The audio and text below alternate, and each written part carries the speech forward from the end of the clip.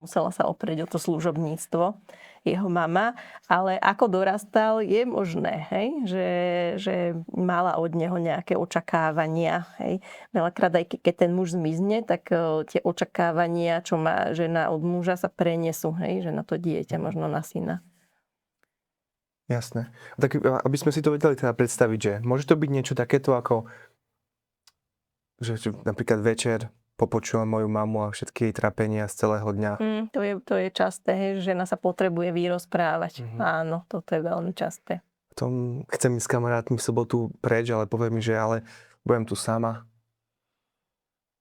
No, počas celého dňa. Veľakrát, akože keď to mamičkovské, keď tá láska, hej, že v tom neskoršom veku, nemyslím v tom útlom, že tam sa nedá veľa pokaziť. Od 12 rokov možno vyššie.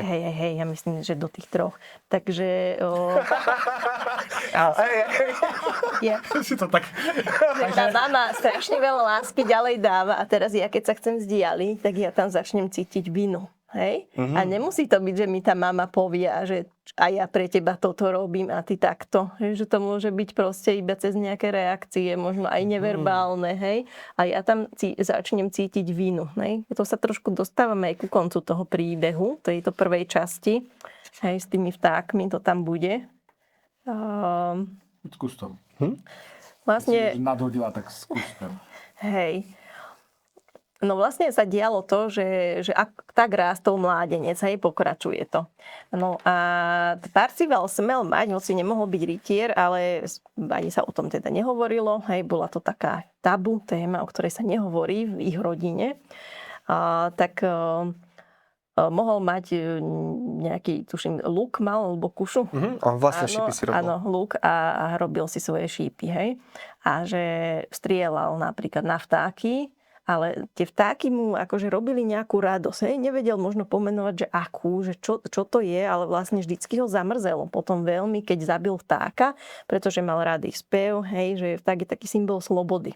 A možno už tam proste, ak dospieval, už tam bolo to narážanie, že toto je moja téma slobody, neviem, že čo s tým, že možno jej mám menej, ako by som potreboval k svojmu veku. A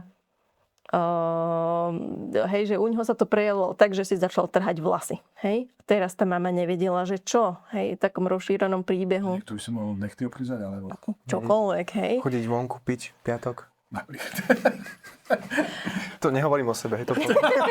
Ani o mne. Ja tiež. Borko, ty piješ počas zamše.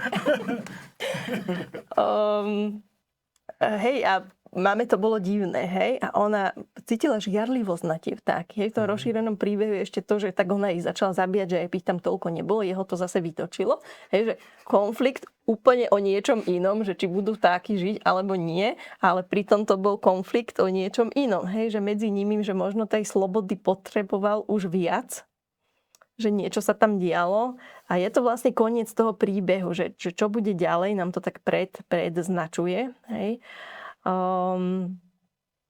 Že tá mamina bola proste trošku ho sťahovala veľmi, hej. A teraz on nevedel, že čo, hej, že išlo mu to do takých prejavov úzkostných, hej, že vyzerá to, že trhať si vlasy, alebo to, čo iné ste spomínali, že nejaké prejavy.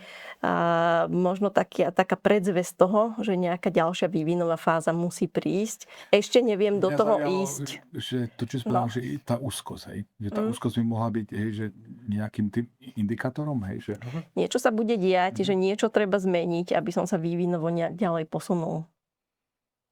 Hej, tá mamina, ona ho, a vidno na tom, že on už je pripravený, hej, že toto je trošku už jej téma, hej, že mama tiež potrebuje nejak rásť celoživotne, aj žena, hej, ale toto není príbeh o nej, to je o ňom, tak sa tým nemusíme teraz zaoberať, ale